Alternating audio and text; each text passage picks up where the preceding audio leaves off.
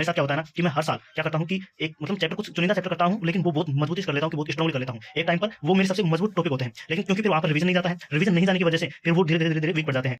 आज 1 दिसंबर है और 1 जनवरी तक इस 1 महीने के अंदर मैं अपना पूरा कंप्लीट सिलेबस करने वाला हूँ। इस कंप्लीट सिलेबस में मैं किस तरीके से करूँगा कि इसमें हर एक चैप्टर को करते हुए उसके कुछ क्वेश्चन करते जाऊँगा। जैसे हर एक टॉपिक से क्वेश्चन थोड़े-थोड़े क्वेश्चन करता जाऊँगा और उसके पीवाईक्यूज़ करूँगा उस चैप्टर के, ठीक है? जब उस सेकंड रिवीजन होगा, तब उसमें एनसीईआरटी के क्वेश्चन भी इन्वॉल्व कर लेंगे और एक्सरसाइज़ 2 मतलब कि कुछ और क्वेश्चन जो मॉडरेट लेवल के क्वेश्चन होंगे या फिर कुछ थोड़े और डिफरेंट टाइप के क्वेश्चन होंगे और पीवाईक्यू को फिर दोबारा से कर लेंगे, ठीक है? तो और एक ज़रूरी क्यों है कि 1 महीने के अंदर ही सिलेबस को करना या फिर जल्दी से सिलेबस को करना क्यों ज़रूरी होता है? क्योंकि एक बार जब सिलेबस कंप्लीट हो जाता है, तो उसके बाद में आप टेस्ट दे पाते हैं, अपनी एफिशिएंसीज़ को देख पाते हैं और बहुत सारी जितनी मिस्टेक्स होती हैं जो आप टाइम ज़्यादा लग रहा है किसी सब्जेक्ट में या फिर कोई आपका टॉपिक वीक है, वो तभी पता चलता है जब आपका सिलेबस पूरा हुआ होता है और आप पूरी एफिशिएंसी के साथ पूरे मतलब सिलेबस को कंप्लीट करने के बाद आप टेस्ट देते हैं, तब वो चीज़ें पता चलती हैं। और आप कितने भी अच्छे तरीके से सिलेबस को एक बार कंप्लीट कर लो और उसके बाद में आप सीधे-सीधे नीट एग्ज़ाम में बैठो, तो वहाँ पर एफिशिएंसी वगैरह बहुत ज़्यादा डिक्रीज़ हो जाती है। मेरे साथ क्या होता है ना कि मैं हर साल क्या करता हूँ कि एक मतलब चैप्टर कुछ चुनिंदा चैप्टर करता हूँ, लेकिन वो बहुत मजबूती से कर लेता हूँ कि बहुत स्ट्रांगली कर लेता हूँ।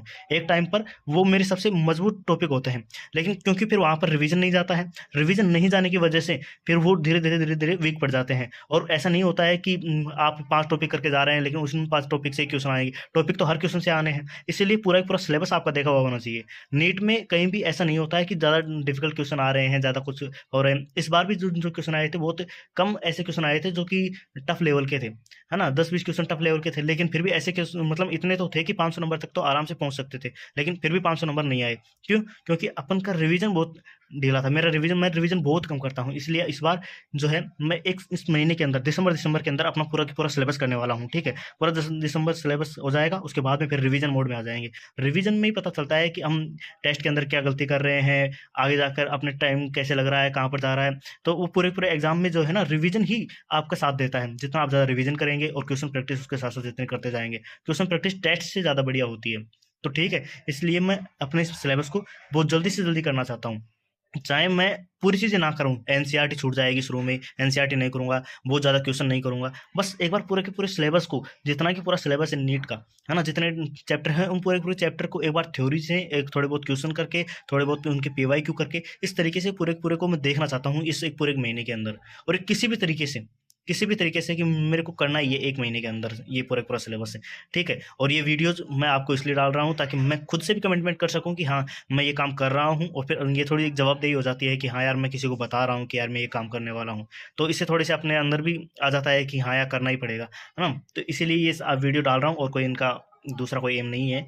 और आप भी अगर ये सब देखकर थोड़ा मोटिवेट होते हैं, क्योंकि मैं भी पहले ऐसे वीडियोज़ देखता था तो काफ़ी मोटिवेट होता था और मैं भी कुछ करने की कोशिश करता था, चाहे वो पूरा हो ना हो, लेकिन एक बार कोशिश तो करते हैं ना, तो फिर उस तरीके से ये आपके लिए भी हेल्पफुल हो सकता है। तो ये 1 महीने के अंदर मैं अपने सिलेबस को कंप्लीट करने वाला हूँ और बीच-बीच में मैं आपको अपडेट देता रहूँगा कि आज मैंने ये किया है, आज मैंने वो ये छोड़ दिया है, अगले महीने तक मेरी ये प्लानिंग होने वाली है और ये आगे किस तरीके से करने वाला हूँ, कौन-सा चैप्टर पहले करने वाला हूँ, कौन-सा चैप्टर बाद में करने वाला हूँ, ये भी फिर मैं आपको आगे-आगे बताता जाऊँगा, ठीक है?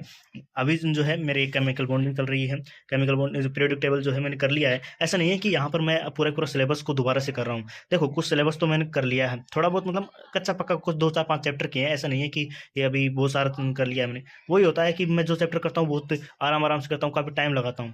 लेकिन अब क्या करूँगा कि अब पूरे के पूरे सिलेबस को कंप्लीट करना है, इसलिए जल्दी से गो थ्रू करूँगा। जैसे कि आज थर्मोडायनामिक्स उठाया तो उसको 2 या 4 दिन जितने भी लग रहे हैं, बहुत जल्दी से उसको कंप्लीट करना है।